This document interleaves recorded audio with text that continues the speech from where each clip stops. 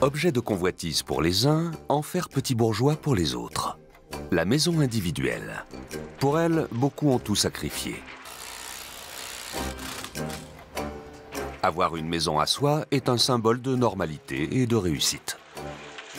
On ne fait construire qu'une fois dans sa vie, donc bien sûr tout doit être parfait. Devenue populaire dans les années d'après-guerre, elle est aujourd'hui sous le feu des critiques.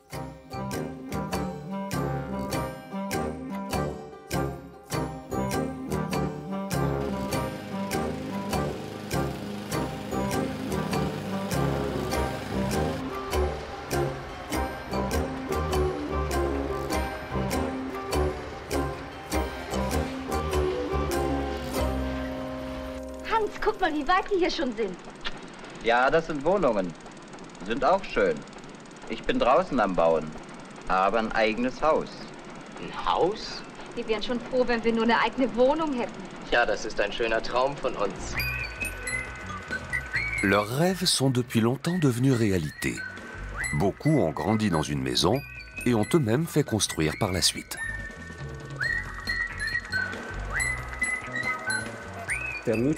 En la mythifiant, on laisse entendre qu'habiter en maison individuelle serait dans l'ordre naturel des choses, que c'est une évidence de tout temps et qu'il ne s'agit pas d'une forme d'habitat historiquement datée, pouvant être remise en question ou simplement soumise à discussion.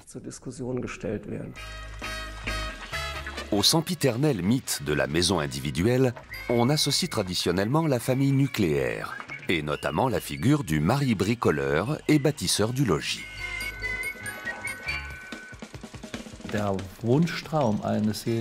Tout le monde rêve d'avoir une maison individuelle.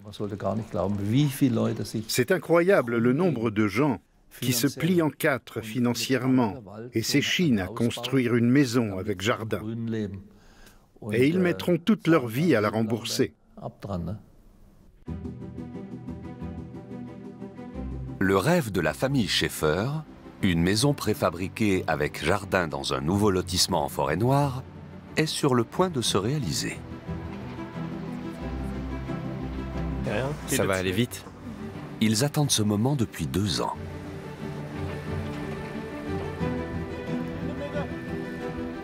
Ce n'est que le début. Il y a encore beaucoup à faire et énormément de travail derrière. Mais là, on est heureux de voir les murs monter. C'est un moment fort. Oui. C'est excitant. Et en même temps, la tension retombe un peu, maintenant que les travaux sont enfin lancés. Enfin, ça se matérialise. On attend ça depuis si longtemps. Le montage de la maison, qui a été préfabriquée en usine, ne prend que 2 jours.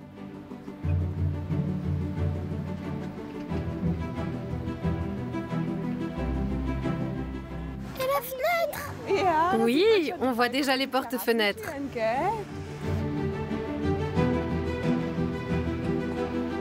Il y a un monsieur là-dedans? Oui, il est là, Ah oui. dans la cabine de la grue. On peut déjà voir la cuisine. Ici, c'est le salon qu'on voit super bien aussi. Et là derrière, on aperçoit déjà la porte d'entrée. Et à côté, le local technique. Tout s'est bien passé. Oui, tout s'est bien passé. On a pas mal bidouillé les plans. Alors on peut vraiment dire que c'est la maison de nos rêves.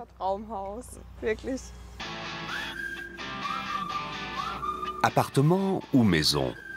Pour la plupart des Européens, le choix est clair. 65% des Allemands et 75% des Français rêvent d'avoir une maison individuelle.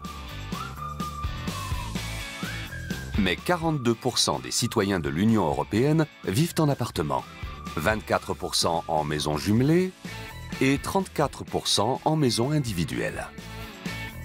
En Allemagne, on compte 16 millions de maisons individuelles ou jumelées. En France, elles sont près de 20 millions. Contrairement à leurs voisins, les Allemands construisent en dur et font donc face à des coûts plus élevés qu'ailleurs. De ce fait, la plupart de ceux qui font construire ne le font qu'une fois dans leur vie. Ce n'est pas forcément le cas dans d'autres pays. Dans les pays anglo-saxons, par exemple, on part plutôt du principe qu'une maison est un investissement immobilier temporaire. On achète une maison, on y vit un certain temps, mais on pense déjà à la suivante. L'idée étant de monter en gamme. Pourtant, vivre en maison avec jardin est un mode de vie relativement récent.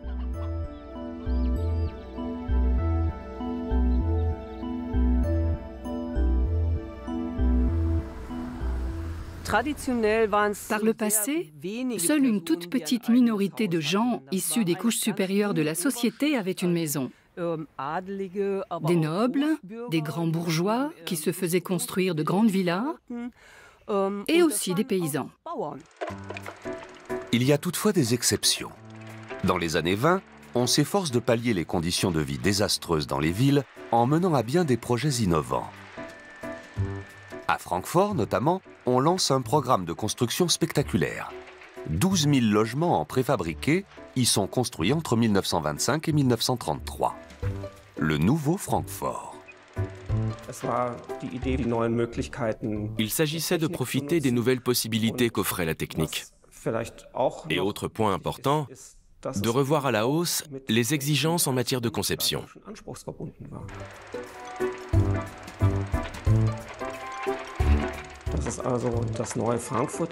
Avec le nouveau Francfort, on a voulu créer des espaces, des maisons et une architecture de qualité conformes aux idées modernistes des années 1920. Ces immeubles et ces maisons mitoyennes, situées en périphérie de la ville, offrant des logements abordables entourés de verdure, sont encore prisés aujourd'hui.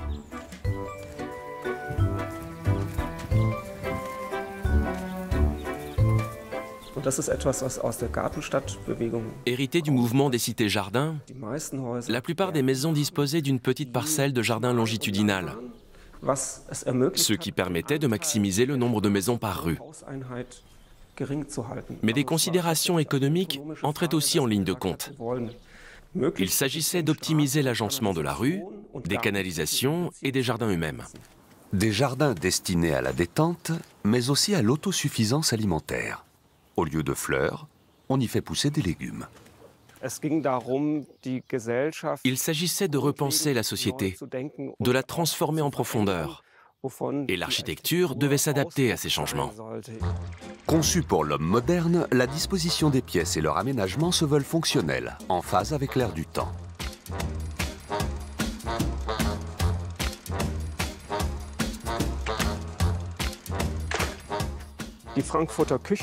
La cuisine de Francfort, un autre élément essentiel de ce nouveau Francfort, marquait une réelle innovation.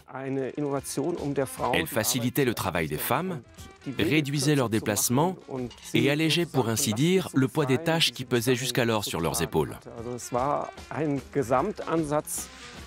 Il s'agissait d'une approche globale inspirée d'une pensée réformatrice qui entendait couvrir tous les domaines de la vie. Tout est à portée de main. Une petite révolution qui permet à la femme d'avoir plus de temps pour sa famille, tout en rendant le partage des tâches plus acceptable. Vivre à la pointe de la modernité dans une maison à soi. De loin, une véritable exception avant la Seconde Guerre mondiale. Et pas qu'en Allemagne. Judith et Marcel Schaeffer ont grandi en maison individuelle et tiennent à ce que leurs enfants aient aussi cette chance. Ce qui nécessite de faire certains compromis, comme vivre chez leurs parents jusqu'à la fin des travaux. Ce que ça signifie pour nous avoir une maison? D'abord, préserver son intimité. Oui, la liberté, un refuge. S'affirmer, se réaliser, et un héritage pour nos enfants. Oui. Marcel, 27 ans, est infirmier. Sa femme, Judith, 27 ans également, est infirmière de bloc opératoire. Pour réaliser leurs rêves, ils se sont endettés sur plusieurs décennies. Tout le monde a un jour ou l'autre envie d'acheter une maison.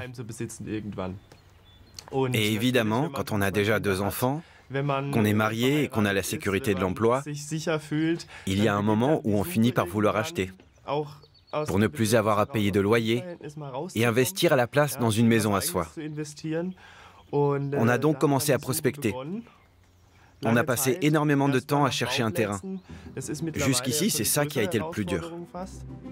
Après environ 2 ans de recherche, ils trouvent un terrain abordable dans une commune qui en demande 305 € du mètre carré. Après quoi, il leur faut suivre une procédure d'attribution des terrains complexe basée sur un système à points.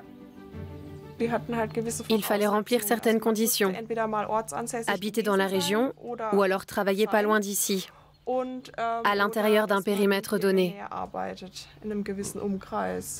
Et comme je suis originaire d'ici et que j'y ai vécu 18 ans avant de déménager à Karlsruhe, ça valait le coup de poser notre candidature. Ce qui m'a aussi rapporté des points, c'est le fait d'avoir été membre d'associations locales, comme le club de football, où j'ai joué pendant 7 ans. Et petite, j'ai fait partie du chœur d'enfants, ça aussi, ça m'a valu des points. Le fait d'avoir des enfants et de travailler dans le service public, ça a joué aussi en notre faveur, je crois. Refroidis par les mésaventures de plusieurs personnes de leur entourage qui ont fait de l'autoconstruction, les Schaeffer optent pour un modèle préfabriqué et assument ce choix.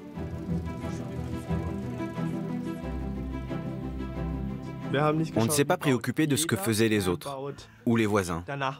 On s'est focalisé sur nos besoins, nos envies et notre mode de vie, et bien sûr aussi sur l'aspect extérieur. Et si notre maison ressemble à d'autres, très bien, on n'y voit pas d'inconvénient. Tant que c'est la nôtre et qu'on s'y sent bien, c'est le principal.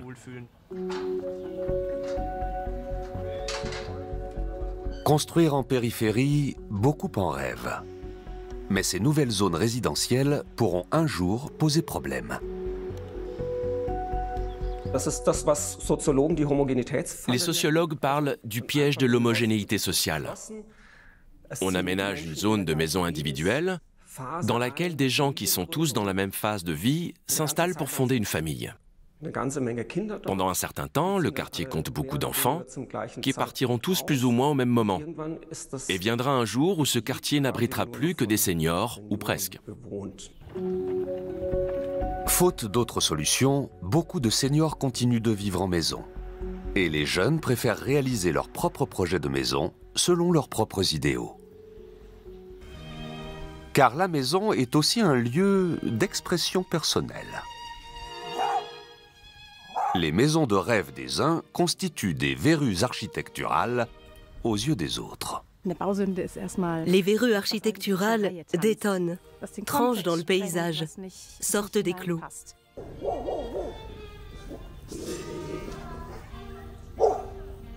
Leurs façades reflètent les aspirations, les rêves de leurs propriétaires. J'incite tout le monde à regarder ces architectures avec un certain détachement, surtout les maisons individuelles, car en fait, c'est du street art. L'historienne de l'architecture berlinoise Turit Fröbe photographie depuis 20 ans déjà les verrues architecturales. Elle a même publié plusieurs livres de photos sur le sujet, notamment sur les maisons individuelles originales et sur l'art des verrues architecturales. Certaines façades nous renseignent sur les hobbies des propriétaires ou sur l'endroit où ils aiment passer leurs vacances. D'autres nous dévoilent le type de demeure qu'ils auraient préféré habiter. C'est surtout vrai des façades qui ont été rénovées. Une maison mitoyenne qui se prend soudain pour un château ou qui se pare des atouts d'une villa. Certains propriétaires auraient préféré être châtelains, vivre en Toscane, au Canada, en Suède, au bord de la Méditerranée ou du Mississippi. L'essentiel étant de se démarquer.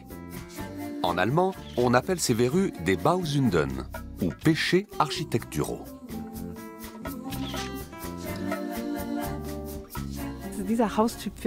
Avec ce type de maison, lorsqu'elle est couleur terre cuite, on vous vend la Toscane. En blanc, la Méditerranée. Si elle est en briques blanches, elle sera néerlandaise. Si vous avez la même chose avec un toit plat, on vous parle de style Art déco ou Bauhaus. Au-delà de tout ça, ce qu'on vous vend ici, c'est une promesse d'originalité absolue. Ce qui est remarquable, c'est qu'il y en a 4 comme celle-ci dans le quartier. Des verrues architecturales en série. Celles de ce quartier de la banlieue de Berlin sont toutes issues du catalogue d'un seul et même constructeur russe.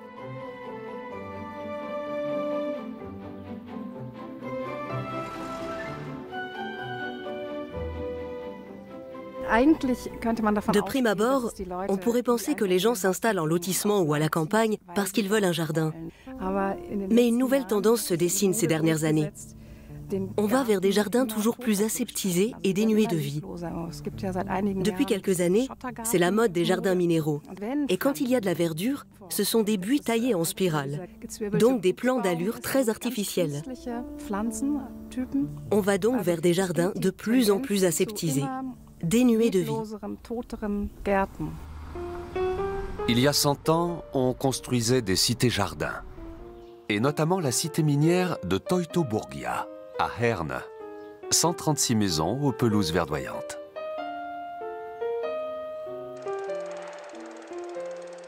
À l'époque du charbon, la plupart des habitants de la Ruhr vivaient dans des conditions insalubres, à proximité des cheminées d'usines et des terrils. Avec cette cité-jardin, érigée entre 1909 et 1923, l'architecte Otto Berndt offre une oasis de verdure aux gens qui travaillaient dans les mines.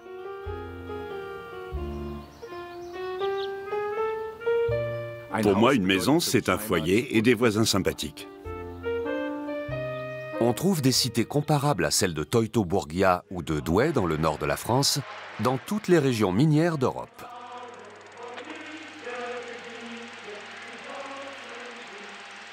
Si la construction de ces cités ouvrières visait à améliorer les conditions de vie des ouvriers, elle était aussi motivée par des impératifs économiques bien réels.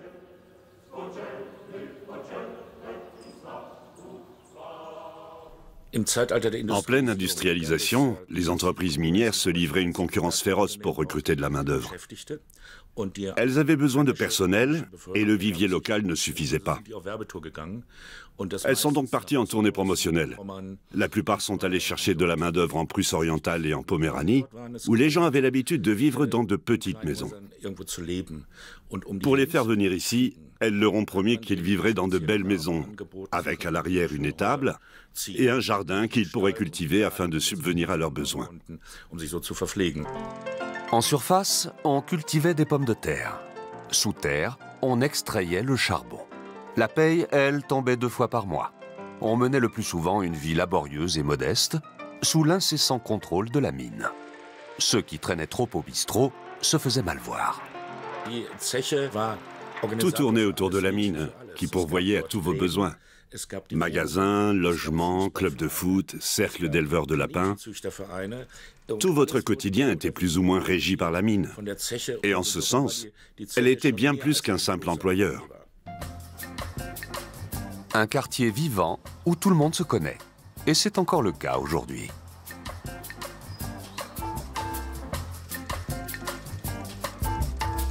Du temps des mines, on y vit entre soi.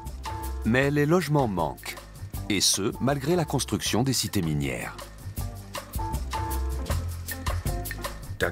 On avait encore des chambres dortoirs où on se partageait un lit à 2. Le fils aîné de la famille pouvait éventuellement, tant qu'il vivait encore à la maison, partager son lit avec un camarade qui travaillait dans l'autre équipe.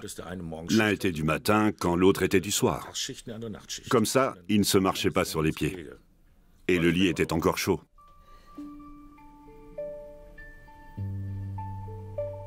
Même si les habitats sont un peu vétustes, rares sont ceux qui cherchent à changer de quartier. Ça fait 30 ans que Jan Sweier vit dans cette maison qu'il a réaménagée au fil des ans. Ce n'est tout de même pas rien. On vit dans un monument historique, dans l'une des plus belles cités minières de la Ruhr, pour ne pas dire la plus belle. On ressent toujours un peu de fierté quand on voit passer les cars de touristes, car c'est aussi un lieu que les gens aiment visiter. Et puis on vit entouré de verdure, de jardins. C'est relativement calme et on a de bons voisins. C'est ce qui fait son charme. Regardez, ça y est, on a la clé. Ça, c'est la chambre à coucher. Avec la grande fenêtre? Oui. Et là, on voit le dressing, c'est ça? C'est ça. On est super fiers, vraiment. C'est difficile de mettre des mots sur ce qu'on ressent. C'est incroyable. On s'émerveille, on savoure. Oui. C'est beau à voir. Encore 18 semaines à attendre avant l'emménagement.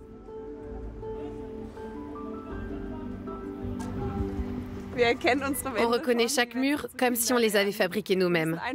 On sait où chaque élément doit aller parce qu'on sait parfaitement que tel mur a 2 fenêtres et une porte-fenêtre et tel autre 2 porte-fenêtres et une fenêtre et comment tout est disposé. On a été très pointillés au moment de dessiner les plans, à la limite du pénible. On n'a pas arrêté de faire des changements. Je l'ai dit et répété, on ne construit qu'une fois dans sa vie et c'est notre rêve, notre projet de vie. Donc forcément, il faut que tout soit parfait. C'est normal d'aspirer à la perfection quand on fait construire, non? Même pas besoin de la clé.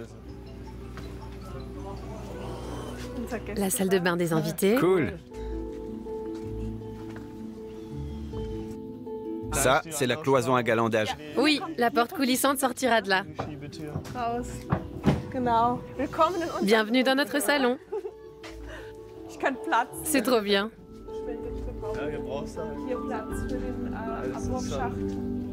La cuisine aussi me paraît plus grande. Attends un peu que les meubles soient posés. Regarde, on met l'îlot ici, là la table à manger et là le salon. C'est grand. Et on peut accéder à la terrasse et au jardin par ici, ou par là. Je m'y vois déjà. Léa, Tim, ma table. C'est plutôt moi, ça. C'est vrai que c'est toi qui cuisines.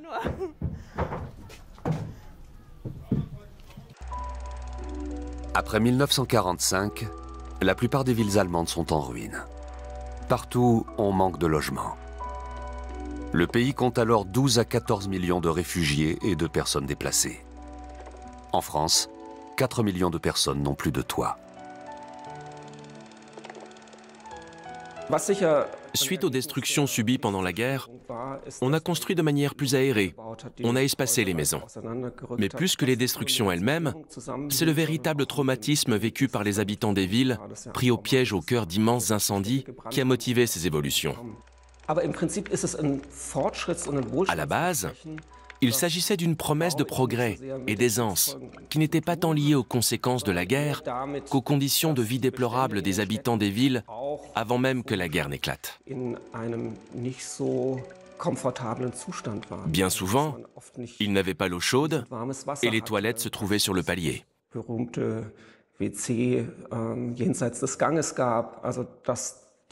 Les gens vivaient dans des conditions d'insalubrité devenues inimaginables aujourd'hui. Dans les années 50 et 60, le secteur de la construction est en plein essor. Les bétonnières tournent à plein régime. Partout, des lotissements sortent de terre. À l'époque, les terrains à bâtir étaient encore abordables. Au début des années 60, on en demandait environ l'équivalent de 8 € le mètre carré.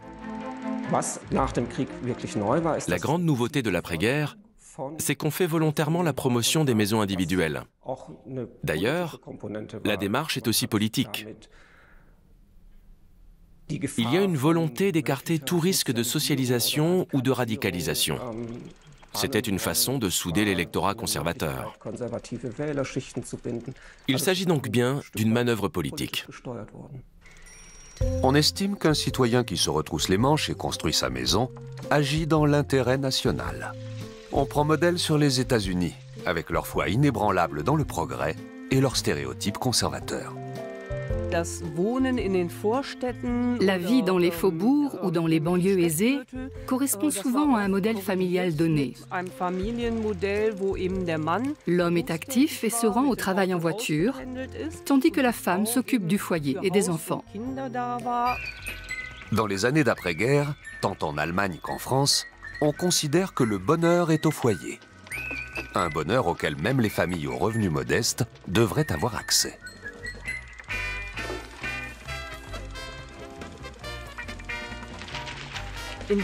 Mettre en avant ces modèles était justement un moyen de générer de la prospérité, car la maison individuelle est aussi un lieu de consommation. Tout ça a beaucoup fait grimper la consommation, car ces gens achetaient des marchandises, un réfrigérateur, un aspirateur et tout ce qui va avec. Ils achetaient tout ce qui était utile à la vie en maison individuelle. Un mode de vie où la voiture tient une grande place, puisque ceux qui vivent à la périphérie des villes en sont forcément tributaires. Si la classe moyenne peut faire construire et consommer, c'est grâce aux caisses d'épargne logement, qui ont connu leur essor dans les années d'après-guerre. Non seulement en Allemagne, mais aussi en Autriche et en France.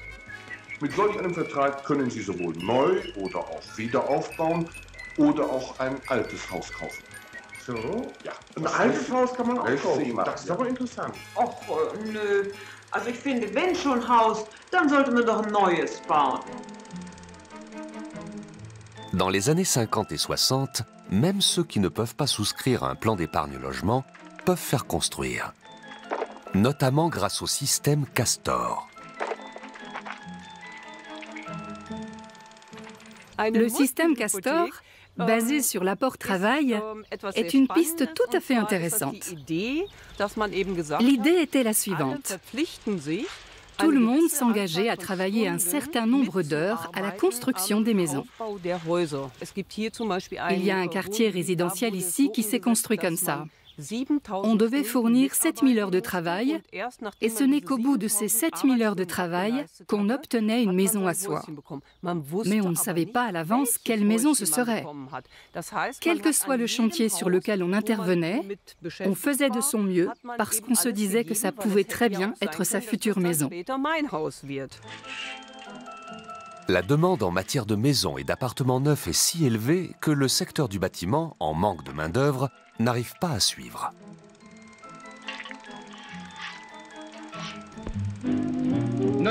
Une nouvelle tendance venue de Scandinavie remédie au problème. La maison préfabriquée, dont un modèle est présenté à la Foire de Paris en 1955. Rapide à monter, elle coûte aussi 30% moins cher qu'une maison traditionnelle. Il a fallu couper au passage quelques branches trop encombrantes. Cette formule du prêt à emporter, qui risque d'ébranler les assises traditionnelles du bâtiment, se révélera idéale pour les jeunes mariés. En Allemagne aussi, la maison préfabriquée rencontre vite son public. Hans Weber, originaire de Forêt-Noire, a été l'un des premiers à en commercialiser. Je descends d'une longue lignée de charpentiers du côté de mon père et de maçons du côté de ma mère. Visiblement, j'ai ça dans le sang, puisque j'ai toujours voulu travailler dans le bâtiment. Tout petit déjà, j'adorais les chantiers de construction. Je suis devenu apprenti charpentier, puis à 23 ans, j'ai racheté une entreprise individuelle à un artisan qui n'avait personne à qui la transmettre. Je n'avais pas d'argent. Seulement 800 marks de capitaux propres. Malgré tout, Hans Weber croit en son projet. En 1961, sa première année d'exercice, il livre 3 premières maisons entièrement faites à la main.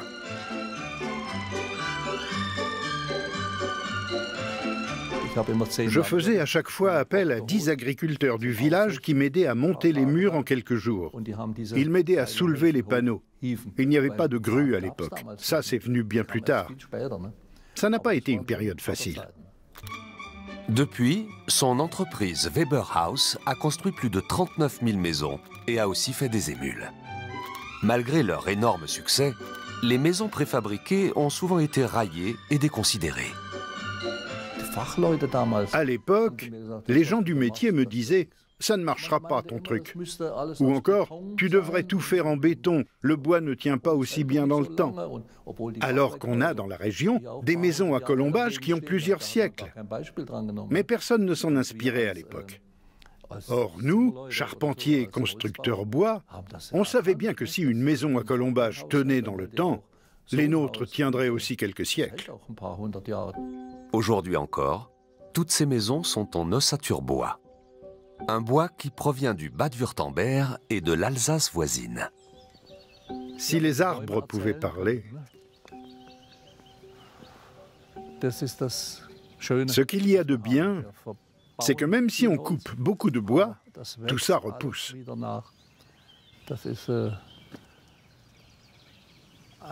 C'est un cycle sans fin que de faire pousser du bois.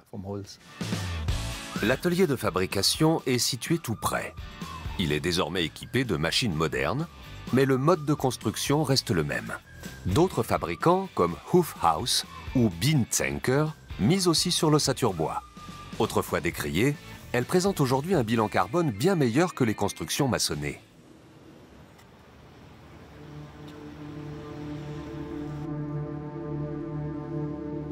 Les secteurs du bâtiment et de l'habitat sont responsables de 38% des émissions de gaz à effet de serre. Ces secteurs sont très gourmands en ressources. Et construire en campagne contribue à l'artificialisation des sols. La maison individuelle est donc désormais critiquée dans de nombreux pays européens. C'est une forme d'habitat qui génère de la circulation. En contribuant à l'étalement urbain et en rendant ses habitants tributaires de la voiture, la maison individuelle accroît la circulation automobile. Si bien qu'on se demande s'il ne vaudrait pas mieux arrêter de construire des lotissements qui vont imperméabiliser des sols et des espaces verts, essentiels à la protection du climat et de la biodiversité. Et la surface d'habitation ne fait que s'agrandir. Alors qu'en Allemagne, on comptait en moyenne 15 mètres carrés par habitant dans les années 50, on atteint désormais les 47 mètres carrés par habitant. 51,4 mètres carrés en zone rurale. Et 40,9 mètres carrés dans les grandes villes. En France, la moyenne est de 40 mètres carrés par habitant. Là aussi, avec de gros écarts entre la ville et la campagne. À Paris, par exemple, les 35-44 ans ne disposent que de 28 mètres carrés en moyenne.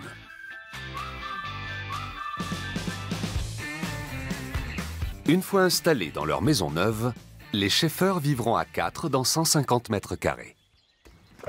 Au deuxième jour de la construction, ils fêtent déjà la fin du gros œuvre.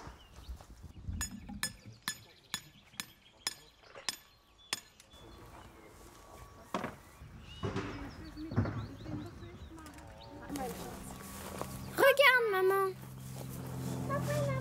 Les Schaeffer tiennent à remercier les artisans en fêtant la fin du gros œuvre comme le veut la tradition. Bénie soit cette nouvelle maison et celles et ceux qui y entreront. Ce verre au sol alors nous brisons pour consacrer sur l'heure cette maison.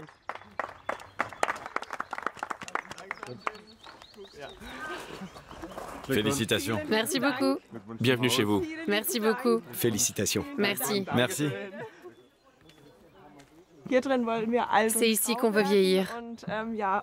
Voir nos enfants grandir, fêter leurs 18 ans. On en parlait encore tout à l'heure, pas vrai? C'est vrai. Oui.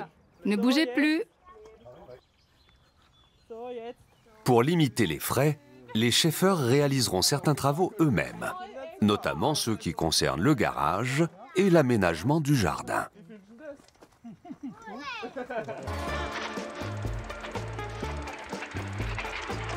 Pelleter, pousser, suer, la figure du bricoleur fait partie intégrante de la mythologie qui entoure la maison individuelle. On fait soi-même non seulement pour faire des économies, mais aussi pour rester maître du projet de construction. Après l'introduction de la semaine de 5 jours, le samedi est devenu synonyme de travaux et de bricolage pour de nombreux pères de famille.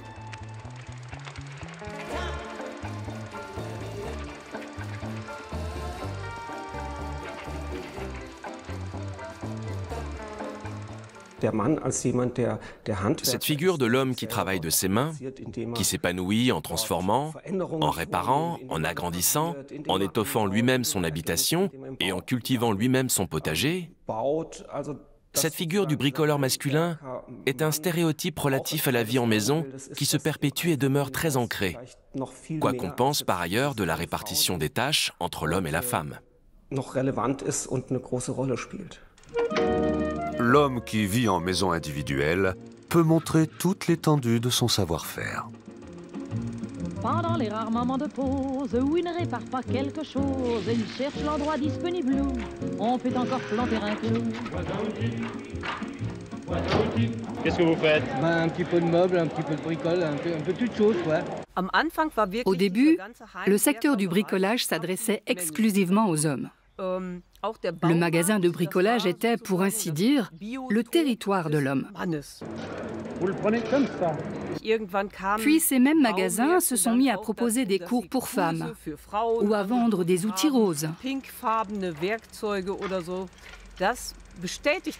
Mais ça n'a fait que renforcer l'idée selon laquelle il s'agit d'un domaine réservé aux hommes, où la place faite aux femmes est avant tout symbolique. En Allemagne de l'Est, le bricolage est une façon de parer aux perpétuelles pénuries, y compris celles qui affectent la construction des maisons. À l'Est, on ne subventionne pas les maisons individuelles, qui entrent en contradiction avec l'idéal de propriété collective. On habite dans des immeubles préfabriqués qui passent pour ultramodernes et qui ne coûtent pas cher en loyer. Une petite minorité désire tout de même avoir une maison avec un jardin et plus d'espace. Notre maison est notre refuge, notre chez nous. Et on s'y sent bien. En fait, pour nous, toute notre vie est là, puisqu'on a, pour ainsi dire, vieilli ensemble dans cette maison.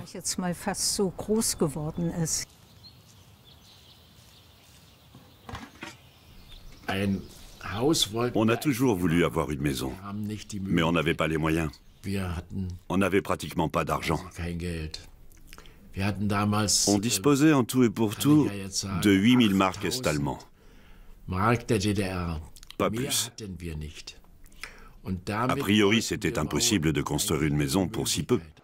Le terrain, propriété du peuple, est cédé à la famille Witte pour un bail de 99 ans. Leur plus gros investissement est une remorque pour leur Trabant.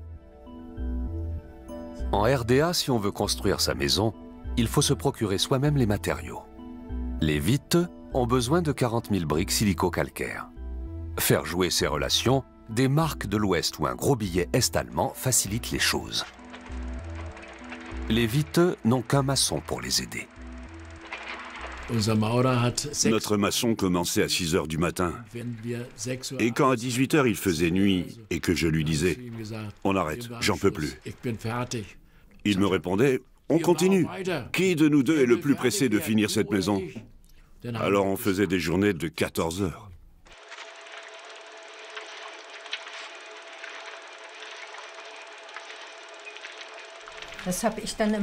J'allais sur le chantier le samedi en rentrant de l'école. J'étais curieuse de voir comment les travaux avaient avancé. Et à chaque fois, je constatais avec joie qu'ils avaient vraiment bien avancé. Et de voir ça, ça me remotivait, parce que c'était très physique comme travail. C'était une épreuve pour moi. On n'avait pas l'habitude de faire des tâches aussi physiques. Les travaux qu'ils réalisent seuls durent 2 ans. Finalement, on a fait comme ça, et ça a fonctionné.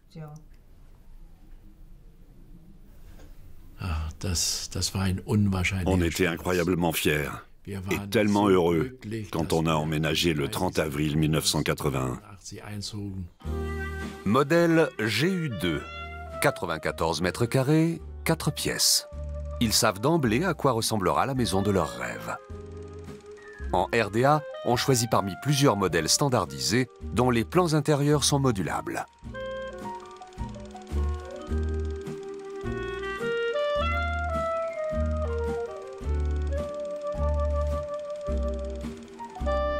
Côté décoration intérieure, en revanche, on peut laisser libre cours à son imagination. Les Witte en profitent pour réaliser un autre rêve, plus personnel. C'est moi qui rêvais d'avoir un beau plafond à caissons, comme dans les vieilles maisons de maître.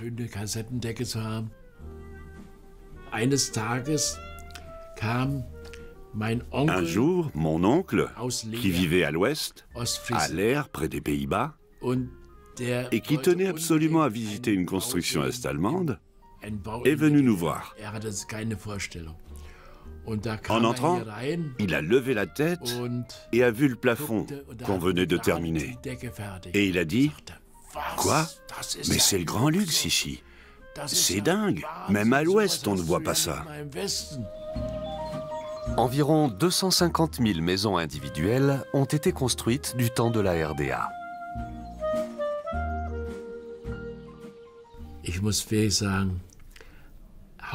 À l'Est, être propriétaire d'une maison, c'était vraiment quelque chose.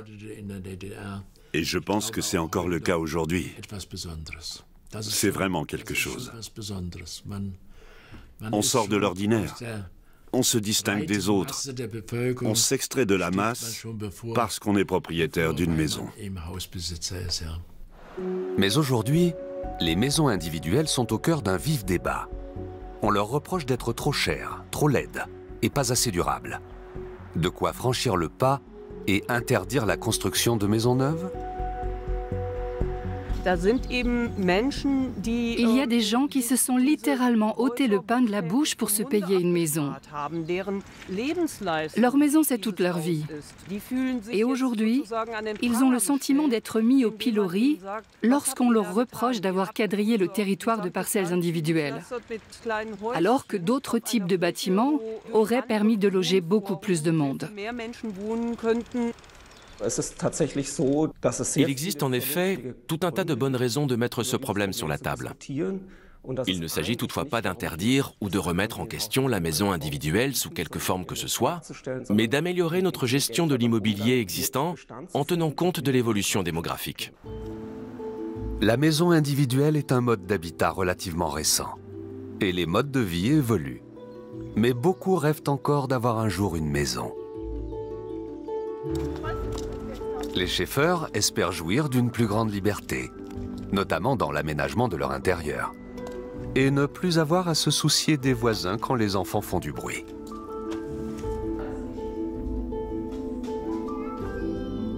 Les travaux n'ont pas pris de retard, et ont même beaucoup avancé ces dernières semaines.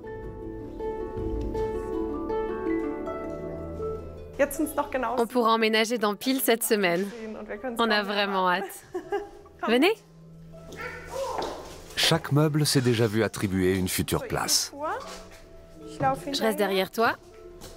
Fais attention, Tim. Ça, c'est ma chambre. Non, c'est la chambre de Léa. Oui, c'est la mienne. À ce jour, les Schaeffer ne regrettent pas d'avoir fait construire. Même s'ils se sont endettés sur plusieurs décennies, ils ne le vivent pas comme un fardeau.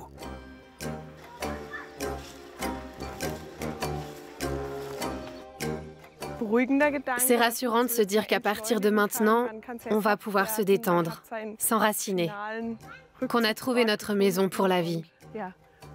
C'est tout simplement agréable de pouvoir enfin se poser. Le rêve de vivre en maison, pour un temps ou pour la vie, a encore de beaux jours devant lui.